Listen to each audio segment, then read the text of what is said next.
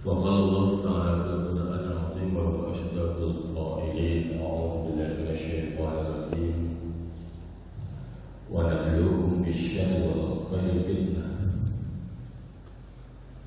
وقال النبي صلى الله عليه وسلم الدنيا دار البلاء. Hadirin jamaah salat subuh yang dimuliakan Allah Subhanahu wa taala. Segala puji bagi Allah Subhanahu wa taala, Allah yang telah menciptakan kita dengan semua fasilitas hidup dan kehidupan yang Allah berikan kepada kita. Dan mudah-mudahan kita termasuk hamba-hamba yang senantiasa bersyukur kepada Allah Subhanahu wa taala. Salam beserta salam selamat terlimpahkan kepada panutan kita kaki Nabi besar Muhammad sallallahu alaihi wasallam, pada keluarganya, para sahabatnya, tabi'in dan tabi'atnya, dan yang turut pada ajarannya sampai yaumul qiyamah. Hadirin rahimakumullah, melanjutkan materi yang minggu lalu yang saya sampaikan, bahwasanya Rasulullah sallallahu alaihi wasallam mengingatkan kita, ad-dunya darul bala. Dunia ini adalah tempatnya cobaan, tempatnya ujian. Dan Allah pun menegaskan bahwasanya wa nabluukum bisyarri wal khairi fitnah. Sungguh Allah akan menguji kalian bisyarri wal khairi, dengan keburukan dan kebaikan. Itu merupakan ujian. Ada orang yang lulus diuji dengan kebaikan, ada orang yang lulus diuji dengan keburukan. Makanya Al-Imam Al-Ghazali membagi manusia keadaannya itu dalam 4 hal. Yang pertama, ada golongan sa'idun fid dunya wa sa'idun fil akhirah.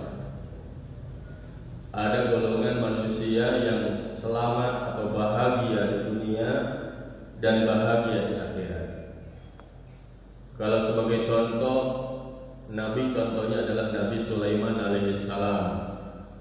Di dunianya luar biasa, Pak. Hartanya melimpah, kekayaannya banyak, bahkan statusnya sebagai raja di raja. Penaklukannya bukan hanya sekadar manusia, tapi jin pun takluk kepada beliau. Kurang apa lagi tuh? Sehebat-hebatnya pemimpin zaman sekarang, ada gak yang bisa naklukin jin? Jangankan manusia, binatang pun bisa diajak bicara oleh beliau. Tapi Nabi Sulaiman alaihissalam ketika ditanya oleh Allah Subhanahu wa taala, min aina maluka ya Sulaiman? Dari mana hartamu semuanya ya Sulaiman? Dengan rendah hati Nabi Sulaiman alaihissalam menjawab, hadza min fadli rabbi. Ini semua adalah karunia dari Allah Subhanahu wa taala. Jadi harta kekayaannya yang melimpah, kekuasaannya yang tinggi tidak menyebabkannya sombong kepada Allah Subhanahu wa taala, tidak menyebabkannya ingkar kepada Allah Subhanahu wa taala, tapi justru sebaliknya, kekayaan, kekuasaan dan kejayaan semuanya dipakai syarat untuk bersyukur kepada Allah Subhanahu wa taala, karena beliau yakin asalnya tidak ada menjadi ada, asalnya dari Allah, semuanya akan dikembalikan kepada Allah Subhanahu wa taala. Karena beliau seorang nabi dan rasul. Suatu ketika bermohon kepada Allah Subhanahu wa taala, ya Allah, terima kasih Engkau telah limpahkan seluruh kekayaan ini kepada kami. Bisakah sehari ini saja saya mohon kepadamu, janganlah Engkau memberikan rezeki kepada makhluk-makhlukmu, biar rezeki yang Engkau telah berikan kepada kami akan membagikannya pada mereka. Nabi Sulaiman pun ditegur, hai Sulaiman, jangankan seluruh makhlukku, engkau datang ke sebuah lautan, di situ ada satu makhlukku saja, engkau bawa seluruh persiapan dan makanan yang diperlukan oleh ikan tersebut. Besoknya Nabi Sulaiman membawa makanan yang diperlukan, yang dibawa sebanyak-banyaknya oleh pasukannya. Kemudian datang ke lautan yang disebutkan oleh Allah Subhanahu wa taala. Kemudian makanannya itu dilemparkan kepada ikan tersebut. Apa yang terjadi? Makanannya habis, ikannya masih kelaparan. Tertunduklah dan tersujudlah Nabi Sulaiman alaihissalam, ya Allah, betapa tidak ada apa-apanya harta yang engkau limpahkan kepada kami. Jangankan untuk memberikan rizki kepada seluruh makhluk, ternyata hanya satu makhlukmu saja kami tidak sanggup untuk memberikan rezeki. Artinya dengan rahmatullah, kekayaan yang melimpah, harta yang rupa-rupa, kejayaan yang luar biasa bagi Nabi Sulaiman alaihissalam, beliau tetap tawadu kepada Allah Subhanahu wa taala dan hanya yakin bahwasanya semuanya itu asalnya dari Allah Subhanahu wa taala. Makanya Nabi Sulaiman meskipun hartanya banyak, kekuasaannya tinggi, karena beliau adalah orang-orang yang pandai bersyukur pada Allah Subhanahu wa taala, maka beliau adalah orang yang bahagia di dunia dan bahagia di akhirat. Yang kedua, ada golongan sa'idun fid dunya wa saqiyun fil akhirah. Ada golongan manusia di dunianya secara materi nampaknya luar biasa, hartanya melimpah, duitnya banyak, tapi karena tidak pandai bersyukur pada Allah Subhanahu wa taala, dia dihancurkan oleh Allah Subhanahu wa taala.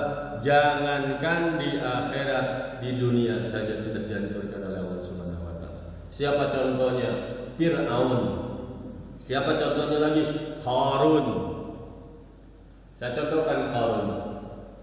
Dalam riwayat dinyatakan Qarun adalah anak pamannya Nabi Musa alaihissalam. Dulu dia miskin, kemudian minta kepada Nabi Musa, "Hai Musa, engkau adalah kalimullah, orang yang bisa berbicara langsung dengan Allah Subhanahu wa taala. Kami termasuk orang yang miskin, kami susah. Tolonglah doakan kepada Allah Subhanahu wa taala biar aku ini jadi orang kaya. Kalau aku kaya, niscaya kami akan lebih mendekatkan diri lagi pada Allah Subhanahu wa taala." Nabi Musa pun menegur Qarun, "Hei Qarun, udahlah, gak usah jadi orang kaya. Aku khawatir kalau engkau jadi kaya, engkau lupa kepada Allah Subhanahu wa taala." Sekali, dua kali, tiga kali permintaannya tidak dikabulkan oleh Nabi Musa alaihissalam, dan keempat kalinya barulah Nabi Musa alaihissalam mohon kepada Allah Subhanahu wa taala supaya si Qarun menjadi orang kaya. Singkatnya cerita, jadilah Qarun itu orang kaya. Harta kekayaan yang melimpah, duitnya banyak. Kalau dia keluar dari rumahnya, pengawal-pengawalnya dibawa, kunci kekayaannya pun dibawa.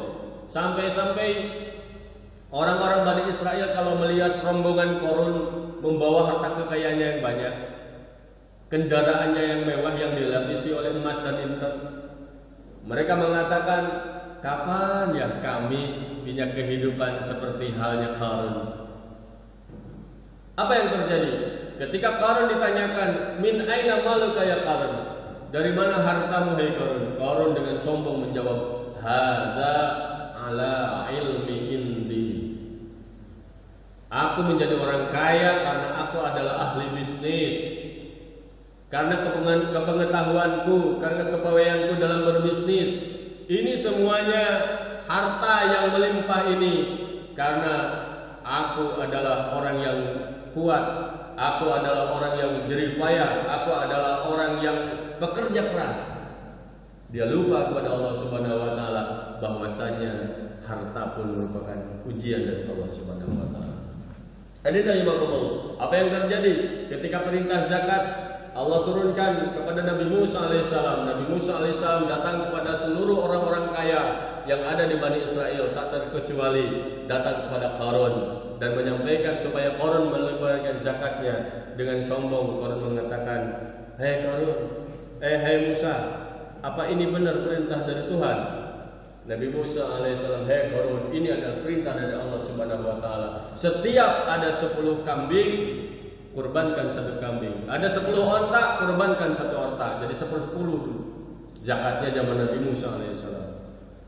Akhirnya si Qarun bilang kepada teman-temannya, "Jangan-jangan ini Musa itu adalah memeras kita." Akhirnya, "Hei Musa, besok datang saja ke sini lagi." Akhirnya Qarun memfitnah kaum-kaumnya. Orang-orang kaya diprovokasi. Musa itu sebetulnya bukan ngajak orang-orang untuk menjalankan perintah Allah. Sebetulnya tidak ada zakat, dia itu hanya meres kita. Akhirnya Qarun meminta salah satu kaumnya untuk mendatangkan seorang pelacur ke rumahnya. Hadirin rahimakumullah. Singkatnya cerita, Nabi Musa alaihissalam besoknya diundang oleh Qarun. Dalam undangannya, silahkan kau sampaikan apa yang Allah perintahkan kepadamu. Mumpung seluruh tokoh-tokohnya pada datang di sini. Tapi sebelumnya si Qarun bilang kepada si perempuan, "Hei perempuan, besok dikala Bani Israel tokoh-tokohnya sedang ngumpul di sini, kemudian Musa memberikan tausiah kepada kami, engkau harus mengakui bahwasanya engkau telah dizinahi oleh Musa, engkau telah diperkosa oleh Musa." Besoknya tokoh-tokoh Bani Israel pada datang. Sudah kumpul semuanya. Nabi Musa pun dengan Harun saudaranya datang. Nabi Musa disuruh ceramah dengan lantangnya. Singkatnya cerita, barang siapa di antara kalian yang membunuh, maka aku yang akan mengqisasnya. Barang siapa yang di antara kalian yang mencuri, maka aku yang akan memotong tangannya. Dan barang siapa di antara kalian yang berzina, maka aku yang akan merajamnya. Qarun pun langsung berdiri. "Hei Musa, bagaimana kalau yang berzinanya itu engkau sendiri?" Nabi Musa mengatakan, "Walaupun aku sendiri yang melakukannya, silakan kalian rajam." "Hei Musa, kemarin ada seorang perempuan datang kepadaku. Dia mengaku bahwasanya engkau telah memperkosanya, engkau telah menzinahinya." Nabi Musa langsung merah padam. "Mana perempuan tersebut?" Ketika perempuannya dihadapkan, Nabi Musa alaihissalam langsung menatap perempuan tersebut. "Wahai perempuan, apakah yang dikatakan oleh Qarun itu benar?" Langsung bergetar seluruh tubuhnya si perempuan tersebut. "Ya Musa, maafkan kami. Sebetulnya kami kemarin datang ke sini dengan dibujuk rayu oleh Qarun akan diberikan harta yang banyak, asal kami mengakui bahwa kami telah diperkosa oleh engkau." Nah, dia nahimakumullah, akhirnya Nabi Musa alaihissalam marah dan Allah perintahkan bahwasanya Musa dan kaum-kaumnya harus meninggalkan tempat tersebut. Kemudian Nabi Musa alaihissalam beserta kaumnya harus menyingkir dari rumahnya Qarun. Dan pada saat itu Allah pun firmankan kepada Musa, "Hei Musa, silakan kau perintahkan bumi.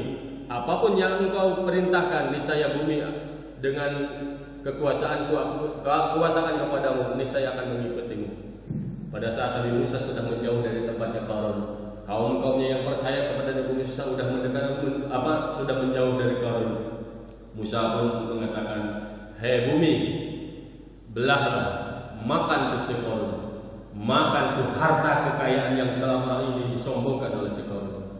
Dan pada saat itu bumi pun terbelah, Qarun pun dan harta kekayaannya dan orang-orang yang mengikuti si Qarun semuanya dihancurkan oleh Allah Subhanahu wa taala. Tidak ada yang tersisa seperti itu.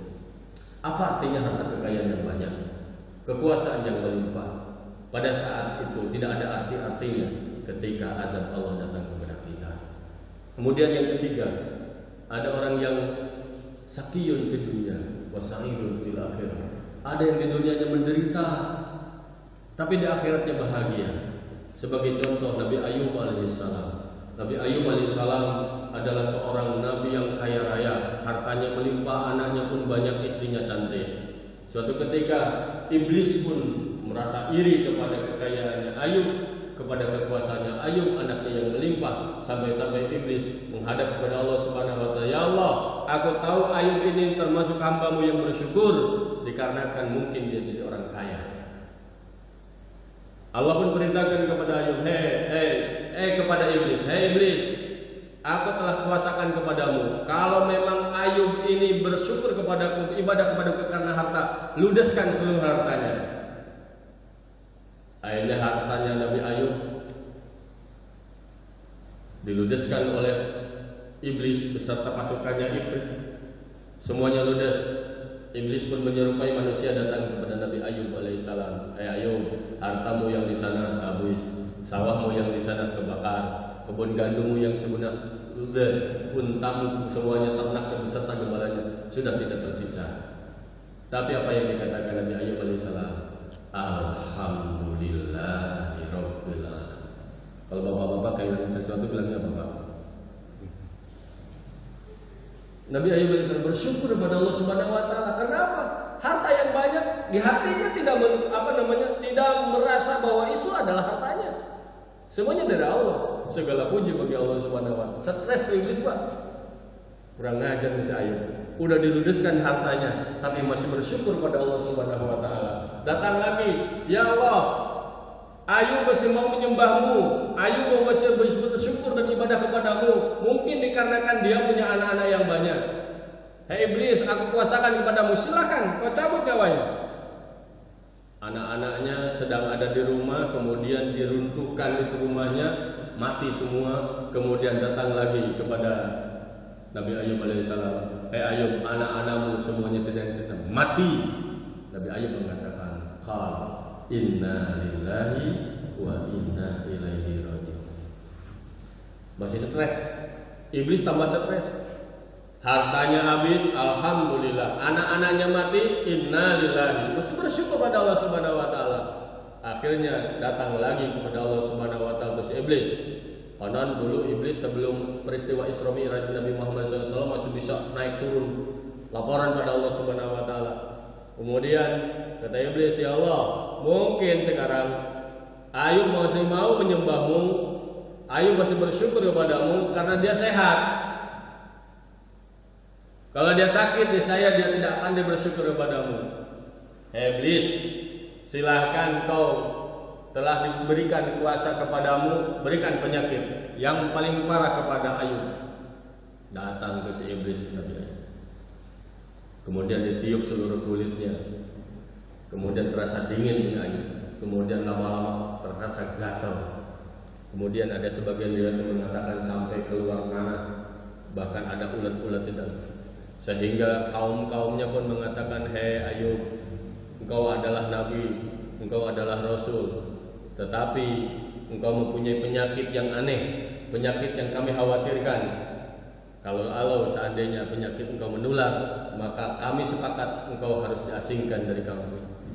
Lima kali udah sakit, diasingkan. Salah satu istrinya minta cerai, Pak.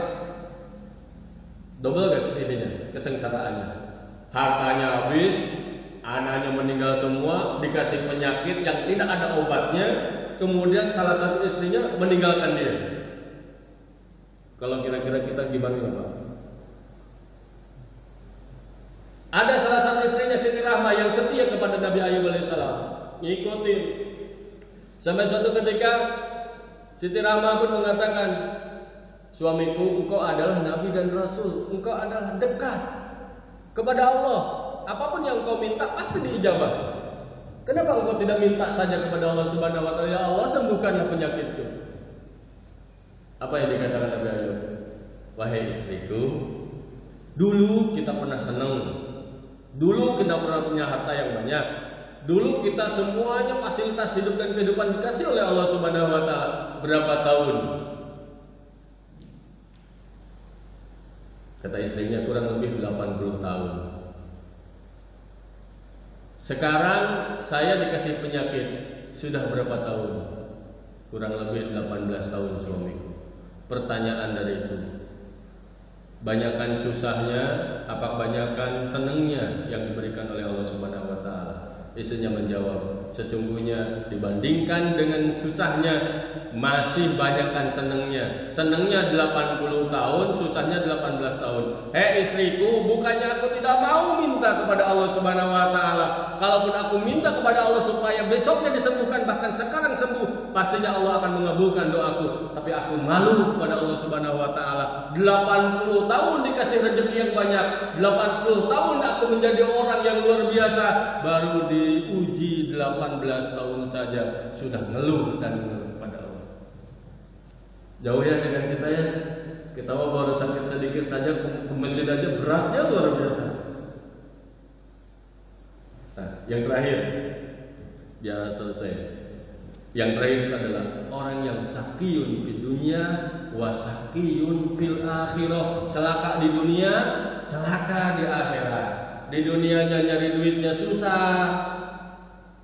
Kadang-kadang maaf-maafnya sampai menengadahkan diri, merendahkan diri hanya mengharapkan pemberian dari orang lain, belas kasihan dari orang lain. Berarti susah banget. Namanya orang mengharapkan belas kasihan orang lain itu udah rendah. Al yadul ulya khairum miyadis sufla. Tapi apa yang terjadi? Sholat enggak, puasa Ramadan enggak, ibadah enggak. Sudah di dunianya enggak menjadi orang bahagia, ketambah lagi dia tidak melaksanakan perintah Allah, sengsara di akhirat. Dan itulah hakikatnya orang sombong. Orang sombong itu bukan hanya sekedar hartanya yang melimpah, duitnya yang banyak. Kemudian dia menyebutkan diri, masih ada pantasnya, Pak. Kalau orang duitnya banyak, sombong masih pantas ya? Ada yang dipantasinya, karena duitnya banyak. Kalau ada pejabat sombong masih mending. Tapi ini mah udah susah, udah kere, rumahnya udah gak jelas, hidupnya gak jelas, gak mau sholat, Ramadan gak mau puasa di bulan Ramadan, sombong kepada Allah Subhanahu wa taala. Itulah orang yang celaka di dunia, celaka di akhirat. Mudah-mudahan apapun ujian yang menimpa kita, senantiasa Allah memberikan kesabaran kepada kita. Apapun yang menghimpit kita, Allah berikan jalan keluar untuk kita. Mudah-mudahan kita lulus ujian di dunia ini sehingga kita bisa memetik kebahagiaan nanti di akhirat. Subhanallah bihamdika, asyhadu an la ilaha illa anta, astaghfiruka wa atubu ilaik. Assalamualaikum warahmatullahi wabarakatuh. Waalaikumsalam.